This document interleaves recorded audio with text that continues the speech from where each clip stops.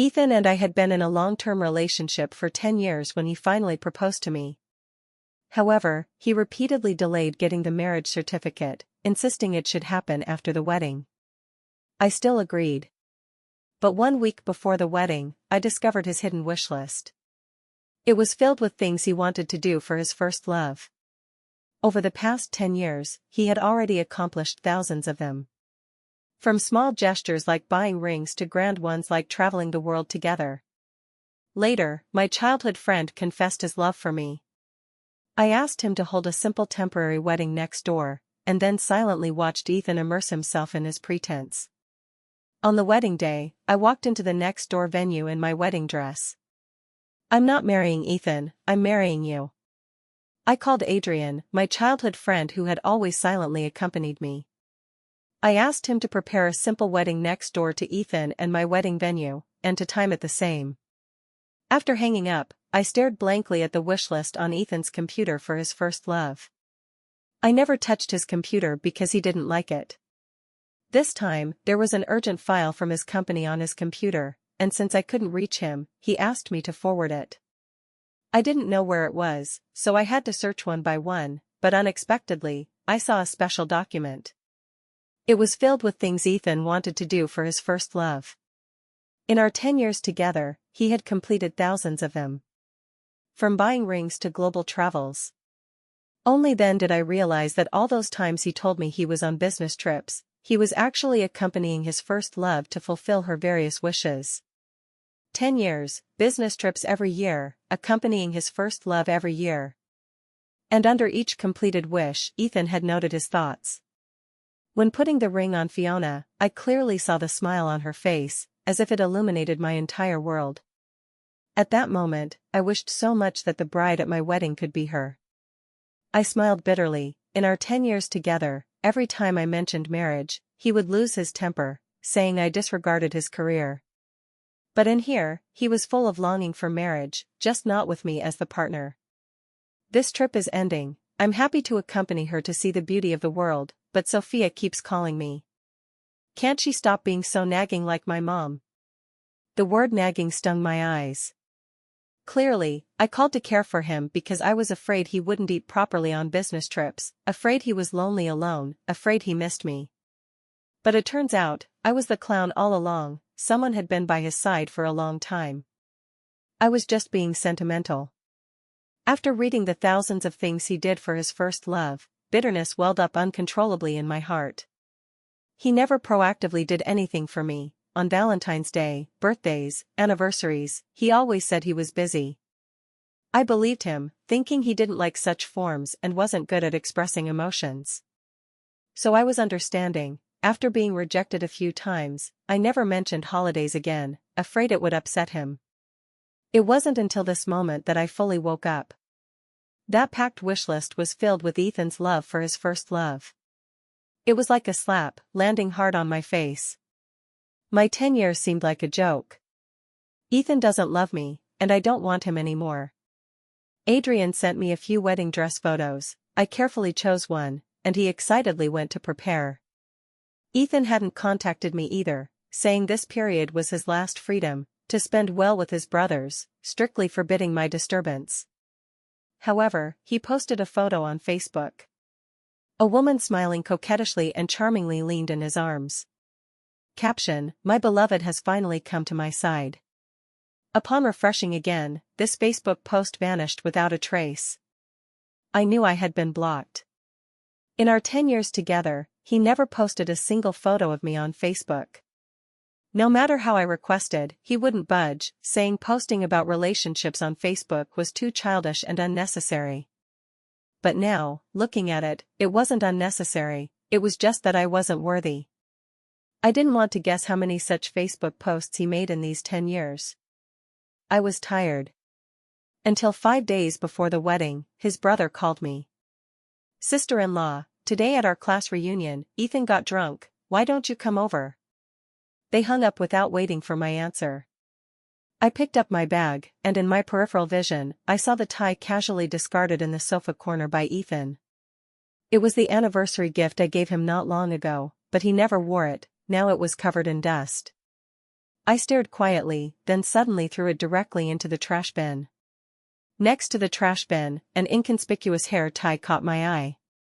It was the one I gave Ethan, wanting him to wear it on his wrist to claim ownership. He said it was too childish and refused to wear it. I believed him. But I remembered, in the recent Facebook photo, he had a hair tie on his wrist. It just wasn't mine. I picked it up and tied it in my hair. Since Ethan didn't care for it, give it back to me. Besides that, the room was full of his traces, making me extremely uncomfortable. I directly packed all his things and threw them into the downstairs trash bin. Then I hurried to the bar. Walking to the private room door, the cheering sounds inside assaulted my eardrums wave after wave. Ethan, Fiona, back then you were called the Golden Boy and Jade Girl, today you've finally reunited. I pushed the door open expressionlessly. Instantly, the world went quiet. Everyone stared at me stunned. The man I loved for 10 years, who was to marry me in 5 days, was now holding a beautiful woman, his head drooping on her shoulder, in an extremely ambiguous pose. Ethan's brothers didn't expect me to arrive so quickly and hurriedly tried to pull Ethan away. But Ethan was truly drunk, holding Fiona tightly, unwilling to let go, burying his face deeper into her neck. No, I want Fiona, Fiona. Fiona, you can't leave me. His brothers quickly explained to me. We're playing a game, whoever's name is called drinks, and it was Fiona's turn. Yes, Ethan's tolerance is getting worse, he got drunk just like that. His brother exerted tremendous effort to barely pull him off Fiona. From beginning to end, Fiona had a faint smile on her face. Hello, I'm Fiona, don't misunderstand, we're just junior high classmates. Although we've had occasional contact over these 10 years, it's all normal interaction. Ethan's brothers echoed beside, yes, sister-in-law, don't overthink, you and Ethan are about to get married. If it were before, I would have rushed up to question. But now, I wouldn't. Looking at Ethan's loyal brothers, I just smiled and watched them perform. After all, the one walking the red carpet with me soon would be Adrian, not Ethan. Actually, I had to thank Ethan for persistently persuading me to hold the wedding first and get the certificate later. Seeing I didn't make a scene, everyone was relieved and started introducing to Fiona. Fiona, this is Ethan's fiancée Sophia. Not fiancé. The always dazed Ethan suddenly spoke, his voice carrying annoyance, we're just ordinary friends. She's not my fiancé, I don't want her to be my fiancé. After saying that, he looked at Fiona with a pitiful expression, Fiona, you know me, right? She and I are fake, it's for. The surroundings instantly quieted, his brothers' faces changed. One quickly covered Ethan's mouth, Ethan, you're drunk. I forced a smile, my fingernails digging into my flesh. Only the pain in my hand could make me forget the pain in my heart. Actually, I should have gotten used to it long ago, right? After all, he never wanted to make my existence public. His Facebook, photo albums, and family, whether private spaces or social platforms, he was unwilling to leave any traces related to me. It was my wishful thinking, numbing myself time and again. I mustered my spirit to look at Fiona. Hello, I'm Ethan's ordinary friend Sophia. Everyone's expressions were somewhat unnatural. Fiona, as if unaware, handed me the wine in her hand. Miss Sophia should drink, right? Since you're here, have a couple of glasses? I didn't take it. Fiona frowned, does Miss Sophia dislike me? So you don't want to drink my wine? Everyone noticed the awkward atmosphere and signaled Ethan to say something. Ethan was somewhat sober now, irritably rubbing his forehead. Sophia, this is your first time meeting Fiona, don't make it so awkward, it doesn't look good for everyone. I tugged at the corner of my mouth, sorry, I'm allergic to alcohol. Ethan was somewhat impatient, it's just alcohol allergy, how serious can it be? Besides, Fiona is kind-hearted and knows moderation, what's wrong with a couple of sips? Making it seem like it's life-threatening. But this wine really could take my life. Ethan had seen my alcohol allergy reaction before. When sent to the hospital, the doctors rescued me for a long time before I retrieved my life. At that time, he was scared, holding my hand and saying he would take good care of me and protect me in the future.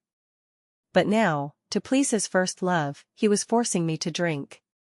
Just then, Fiona casually reached for the snacks on the table. Ethan, originally leaning on the cushion, suddenly stood up and knocked the snack out of Fiona's hand. "You can't eat peanuts, the allergy is very serious." Fiona was stunned for a moment, then smiled. "You misread, this is the private room's special snack, not peanuts. Besides, when I said I was allergic to peanuts before, it was a joke, how did you take it seriously?" For a moment, the atmosphere in the room became weird. Watching the two, my heart trembled. He couldn't remember my alcohol allergy, even after I said I was allergic, he still forced me to drink. But he could remember Fiona's casual joke. In the end, he just didn't care about me. 10 years. I had said so many times that I was allergic to alcohol. But he never took it to heart once. He really doesn't love me. This sentence slapped my face like a palm again and again. I couldn't help but wake up. Fiona smiled at me. "Ethan is always like this, caring for me seems like a subconscious behavior. Miss Sophia, don't mind too much." I clenched my molars without speaking. Fiona didn't care. "A couple of days ago, I sprained my ankle. Ethan has been accompanying me, taking care of me, cooking for me and such, so he hasn't contacted Miss Sophia these days." "Miss Sophia, please don't blame Ethan." She said it lightly. But my heart felt terrible. I forced a smile, took Ethan, and walked out. Unknowingly, my tears covered my cheeks. These 10 years, I had truly lived a complete failure. Back home. Ethan's phone kept ringing. I opened the phone and found messages from his brother. "Ethan, today's Azure field was really exciting, soothe sister-in-law well, don't let the wedding go wrong, or your plan will fail." My heart skipped a beat. I scrolled up the chat history and saw the messages Ethan sent to his brother. "Fiona wants to experience eloping with me on my wedding day. This is her wish, I must help her realize it. Bring a few brothers to help organize, don't publicize it. No need to worry about Sophia, she'll obediently be the bride. Everyone help me keep it secret, this time, I must give Fiona a surprise." Looking at the phone, tears fell uncontrollably, my heart felt like it was being gripped hard, unable to breathe. No wonder when he proposed, there was nothing, no ring, no promises. He didn't even notify both parents. It turns out, this was a complete lie. I thought our 10-year-long run was finally ending. I was originally full of joy anticipating the future, but it was all fake. All because Ethan wanted to please Fiona, creating this illusion. But it doesn't matter, anyway, we're about to end soon. Ethan and I only have 5 days left, time to say goodbye properly. Not long after getting home, Ethan sobered up. "Where's my toothbrush?" Ethan searched around and couldn't find it. The toothbrush was dirty, I threw it away. "You haven't come back these 2 days, so I didn't buy a new one." Ethan frowned, his voice somewhat irritable. "Are you blaming me for not coming back these 2 days?" I suddenly remembered how gentle he was with Fiona. "Just buy one when you go out later." Ethan impatiently, "What nonsense are you spouting again? Isn't this always your job? How would I know which brand to buy?" I smiled bitterly. Ethan could care for Fiona without complaint for so many days, cook for her, work tirelessly. Yet for something small like buying a toothbrush, he wanted me to do it personally. Indeed, the power of a first love is incomparable to ordinary people. 2 days later was the day to choose the wedding dress. Early that morning, Ethan drove the car out, looking impatient. At first, I was puzzled. After all, he had never been enthusiastic about this wedding. But when I arrived at the wedding dress shop and saw the clothing store across, I understood. That was Fiona's newly opened shop. At the same time, it was one of Fiona's wishes. Ridiculously, its realization even involved my contribution. Initially, Ethan supported his first love's world tour, spent all his money, then used my savings, saying it was for investment. In the end, not a penny was returned. He said it was all lost. For this, he was particularly self-blaming and guilty. I believed it then and comforted him for a long time. Thinking back now, I was really a fool. I casually chose a wedding dress, anyway, it wouldn't be used. When I prepared to go to the fitting room, I saw Ethan eagerly running across. When I came out, I watched him and Fiona walking laughing all the way, holding freshly bought milk tea. I walked out and stopped Ethan. Ethan frowned. "Why did you come out?" "I'll be back soon." Looking at his missing groom suit, I softly said, "I have a headache, I want to go home." He was momentarily speechless. I didn't want to say more, turned and left. Before leaving, I heard Ethan's voice in my ear. "Fiona, don't mind too much, we weren't very intimate, I never touched her." Strangely enough, this headache came without warning. I went to the hospital, the doctor said I should avoid worries. I understood then. Perhaps in 3 more days, when I marry Adrian, this illness will be cured. When Ethan returned, he carried a bag of medicine. "This is medicine for headaches." I didn't speak. Doesn't he know that medicine can't be taken randomly? Seeing I didn't move, his face darkened a bit. Today I didn't expect to run into Fiona. Don't overthink, there was no substantial relationship between us. Rest well, we're about to get married, don't drop the ball. After saying that, he entered the room with a cold face. I sneered. Was he afraid I would affect the gift he carefully prepared for Fiona? Early the next morning, he disappeared, no news for 3 consecutive days. Until the morning of the wedding day, he suddenly called to question me. "Sophia, your parents video called asking if I'm marrying you. Did you tell them about the wedding?" "I told you long ago, I just want a simple wedding, no inviting relatives or friends, don't you understand?" "Explain this to your parents yourself, remember not to blab again. Otherwise, bear the consequences. Fiona is unwell in the hospital, take a cab to the wedding venue yourself, I have no time to pick you up." I hung up directly. Didn't want to explain, no time to explain. Because Adrian's bridal escort team had arrived at my doorstep. Adrian in a suit, his handsome face full of excitement and joy, holding 99 roses looking at me. Then carefully helped me into the car, like treating a rare treasure. When I stood outside in my wedding dress waiting, listening to the lively sounds inside, I turned to look next door. It was cold and empty there, no one arrived. At this time Ethan called. He started with a complaining tone. "Where are you? I heard you haven't gone to the wedding venue? What temper are you throwing again? Do you know, Fiona is sick but still rushed to attend the ceremony, and yet you're so willful. When can you be sensible?" Saying that, he issued an ultimatum. "I give you 10 minutes, no matter where you are now, hurry to prepare for the wedding. If you still want to marry me, don't make trouble at this time." After saying that, he hung up without giving me a chance to speak. Looking at the phone, I coldly typed a few words. "Ethan, I'm not marrying you, we're completely over." I turned off the phone, looked up, just in time to hear the MC loudly announce the bride's entrance. The door slowly opened, I smiled, and walked in. When Adrian put the ring on me, I was somewhat dazed. I loved Ethan for 10 years, I always thought we would make it to the end, but in the end, the one putting the ring on me wasn't him. This time with Adrian was just an act, I felt somewhat sorry for him, using his affection for me.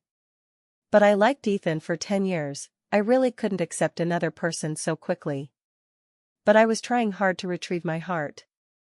My helplessness, Adrian saw in his eyes, didn't speak. Just the warmth from his palm, and the love filling those eyes, gradually steadied my heart. Ceremony ended. After turning on the phone, a call came unexpectedly. It was Ethan. "Sophia. What are you fussing about again? Why didn't you answer my calls? Why didn't you go to the wedding venue? Where the hell are you? Are you mute? Can't you speak? I was just a bit late, and you throw a tantrum, what are you fussing about?" After he finished a string of words without stopping, I spoke expressionlessly. "Finished? Didn't you see the message I sent? Do I need to tell you again that we're over?" Ethan, we're adults, I hope you can be mature. No more chat, I have to go toast. Toast? Toast what? Sophia, explain. Ethan's furious voice came from the other end. I hung up without waiting for him to finish.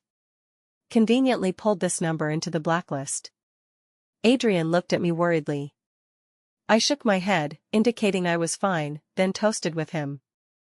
Just as the toasting was about to end, Ethan suddenly burst in, not wearing the groom suit but a simple shirt. He hadn't even groomed his hair. Sophia, you dare marry someone else? Ethan with red eyes, looking at my wedding dress, in disbelief. He rushed over like crazy. Adrian quickly blocked in front of me, protecting me tightly. Ethan was angrier, yelling at me, "This is your groom? Childhood sweethearts, how wonderful, how did I not discover your filthy affairs privately? I liked you so much, do you deserve me? Sophia, we dated for 10 years, today should be our wedding, but you shamelessly ran here to marry someone else, have you considered my face? You person, do you have a heart?" Ethan's eyes were red as if I betrayed him first. But clearly, he played me for 10 years, even the wedding I long anticipated was just his plot to win a smile from his first love. Ethan, it was you who disregarded my face first. You betrayed me first, don't pretend like I owe you so much, it's utterly disgusting. I tell you, today is my wedding, you're not welcome here, please leave. Don't make me look down on you anymore. Ethan, unwilling to leave, pushed Adrian away and rushed to grab me, but was directly dragged out by Adrian's groomsmen. After the wedding officially ended, Adrian didn't take me back to his home. He saw my intentions, didn't want to take advantage, wanted me to think clearly. He said, treat this wedding as his dream, don't have psychological burden. Under his insistence, I rented a new house and moved out. I didn't plan to return to the house bought with Ethan. On the way, my phone kept ringing. All different numbers, but IP locations all local. I answered one earlier, it was Ethan. These must all be his tactics. I blacklisted those numbers one by one, then slowly flipped through chat records, finally cleared and deleted all. In the album, photos I took of Ethan, including ones I grabbed him for, I carefully looked at each, then deleted all. I removed traces of my love with Ethan from the phone bit by bit, also retrieving my heart bit by bit. I want to completely drive him out of my life. After clearing, my phone directly freed half its memory. He was still persistently changing numbers to call. I smiled bitterly. In the past 10 years, the calls he initiated to me probably weren't as many as today's calls. Suddenly, a strange SMS popped up. I thought it was Ethan changing tactics, but opening it, it was Fiona. Miss Sophia, really sorry, I only learned about your wedding today. Don't blame Ethan, he's just used to pleasing me. I've advised him, but he always thinks my health is more important than anything. When you reconcile with him later, advise him more, don't let him focus only on me and neglect you. I didn't care how she got my number. I just silently replied, we won't reconcile, I don't care for his attention. Since you treasure him so much, he's yours. After sending, I directly blacklisted her number too. Since ending, make it thorough. After leaving Ethan, I lived comfortably for a few days, thinking Ethan and I would never meet again. But unexpectedly, just as I went downstairs to throw trash, turning around, I met Ethan with eyes full of red bloodshots. I was startled. How did you find here? He with red eyes, I investigated clearly, you left me because of Adrian? What's good about him? Where does he surpass me? Was I not good to you? What more do you want? Stop throwing tantrums, if you think I'm too close to Fiona, I can ignore her less, come back with me. Making a big fuss is bad for everyone. These words made me nauseous. How did I not discover before how shameless he was? A trace of impatience appeared on Ethan's face, why do you say that about me? Then tell me, where did I wrong you? Where is Adrian better? Truly, a sudden suitor can't beat a childhood friend. I sneered, at least he won't hide a full wish list for his first love in the computer. At least he won't buy a ring for his first love but be reluctant to buy one for me. At least he won't play me publicly, intending to elope with his first love on the wedding day, making me a laughingstock. Word by word, each voicing my pain. Listening, his impatience faded, instead, panic in his eyes increased. How do you know? Didn't I tell you not to touch my things? Why didn't you listen? Do you like peeping into others' privacy that much? Don't flatter yourself, your friend's work file was on your computer, he couldn't reach you and needed it urgently, so he found me to help send it. It's thanks to you meticulously recording it, otherwise, I couldn't imagine how embarrassing I would be when your plan reached the wedding day. I turned to leave but was grabbed by him. At this time, Ethan's phone rang. It was his brother, Ethan. Fiona had a car accident, come to the hospital quick. Ethan interrupted his brother, impatiently scolding, car accident, find a doctor, no money, find family, what's the use finding me? I'm neither a doctor nor her family, I'm busy now, don't call me whether something or nothing. He turned off the phone, looking at me guiltily. Sophia, this matter isn't as you think. Fiona and I are really just friends, we grew up together, so I cared for her a bit more. The chat records you saw were just jokes with friends, I really wanted to marry you. This wedding, my original plan was to completely cut ties with her. He explained in every way, hoping I would believe him. But to me, all were excuses. Ethan, we're really over. Ethan shook his head, blocking my way. No, we're not over. He with red eyes, extremely haggard mentally, whole person drooping, looking fragile. If before, I would have been heartbroken and forgiven him directly. But now, I just stood there, silently watching. Listen to my explanation, Sophia. I originally liked her, but until that day at the wedding venue, when I couldn't find you, I panicked, I suddenly couldn't imagine life without you. It was then that I understood, I like you. I sneered. His repeated lies had made me unable to distinguish which words were true, which false. Ethan, if you really liked me, you wouldn't disappoint me again and again. Even less would you toy with me using something like a wedding. Ethan, we have no chance, please don't disturb my life anymore. He shook his head, holding my hand, not letting go. I know all this is my fault, I was wrong. Can you give me another chance to compensate you? This time, I'll change all the wishes on the wish list to yours, okay? Hearing him say this, an inexplicable nausea surged in my heart. Too lazy to deal with him, I directly went into the elevator. Thereafter, every day Ethan's flowers would arrive punctually at my door. I never kept a single bunch, each time threw into the downstairs trash bin. This day, just as I threw the flowers in, turning, I met Ethan holding a gift box. He looked at the trash bin behind me, his smile somewhat ugly. Sophia, you said before you liked Heart of the Moon, I got one for you, it must look good on you. I looked at him with complex eyes. I didn't know what he was doing.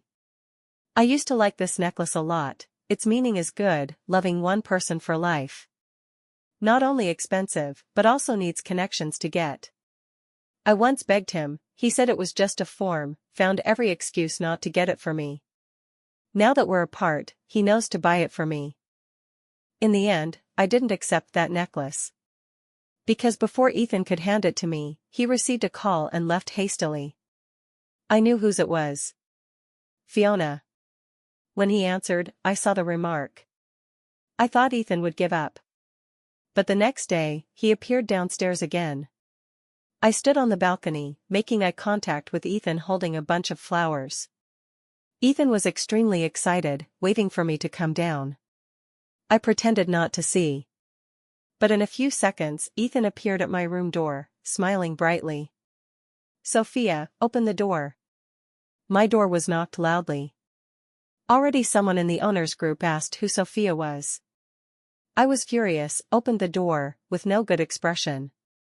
What are you doing? Do you know this is disturbing the residents? You ignore me. His voice actually had some grievance. Clearly, I was the one betrayed. What is he aggrieved about? I laughed in anger. Ethan, do you know what you're doing now? Don't pretend like you love me so much. It's really fake.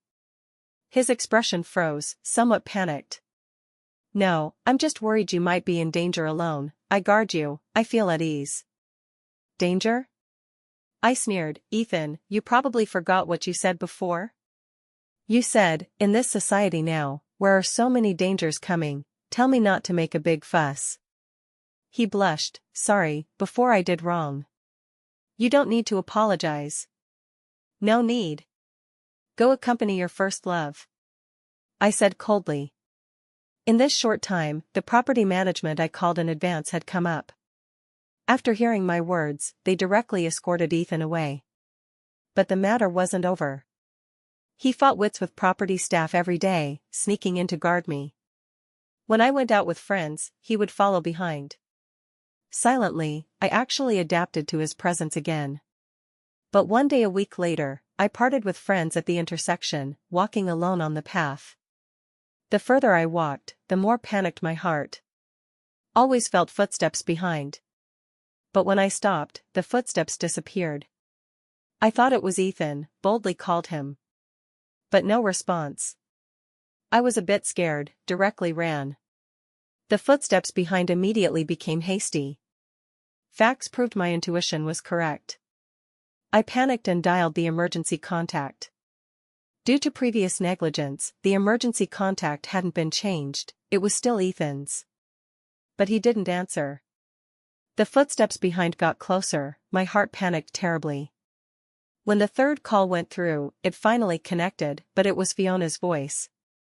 Miss Sophia, Ethan is already very tired, please don't disturb him anymore, okay? In the last moment before the call hung up, I heard Ethan's indifferent voice, ignore her. Let her die.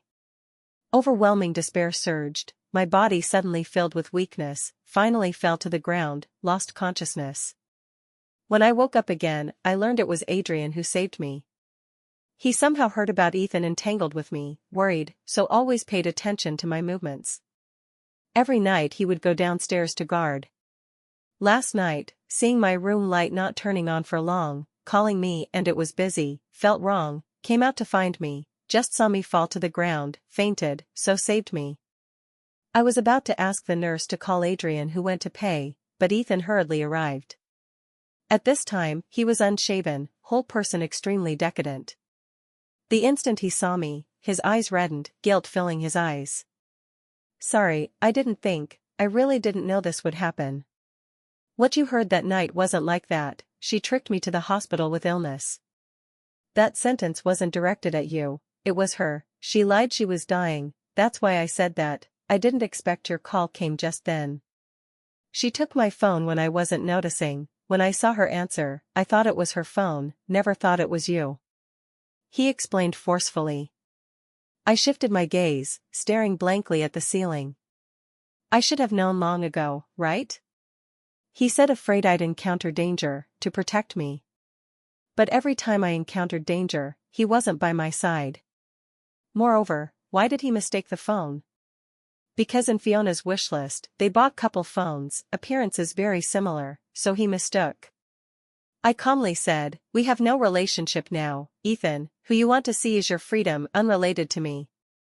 His face full of pain, couldn't say a word, just the regret in his eyes extremely glaring. He wanted to reach to touch my face, but I avoided. I closed my eyes, don't touch me. I don't want to see you anymore, please leave. He held my hand slightly trembling, sorry, I trusted her too much, she was fine, it was me who betrayed you again. Give me one more chance, okay? Last time. I shook off his hand, took a deep breath, Ethan, part amicably, don't make me look down on you. He stood up, face dejected. He opened his mouth wanting to say more, but meeting my cold eyes, instantly deflated. Just then, Adrian came in. He looked at Ethan firmly, she doesn't want to see you now, please leave. Ethan didn't want to leave. I ignored him, looking at the food box in Adrian's hand, eyes curved. What goodies did you bring? Is there tomato and egg? Adrian smiled, laid out the dishes from the box. Knew you like this, made it for you, and sweet and sour pork. Adrian said, turned to look at Ethan who hadn't moved, voice cold, you were together 10 years, do you know her preferences? Sometimes I really admire you, Where do you get such thick skin? Ethan's expression changed again and again, finally left dejectedly. Afterward, we tacitly didn't mention Ethan. Thereafter, Ethan never appeared again. Except for the unmovable flowers and gifts on every holiday. And when I got off work late, walking home at midnight, the silent shadow following behind. Until Adrian and I walked into the Civil Affairs Bureau, he rushed out desperately, crazily grabbed my arm, questioned me. Because he later knew that wedding was for him to see, so he always knew Adrian and I weren't truly together. But at this moment, he knew I was really going to be with Adrian. He broke down. His crazed appearance resembled me a few years ago. Facing his question, my answer was simple: that time he saved me, I like him too. He seemed to understand everything, bitterly smiled, shook his head and left. A few days later, we set the wedding date. Adrian said that previous wedding was too simple, unworthy of me, wants to hold a grand wedding for me anew. This time, this wedding is completely mine.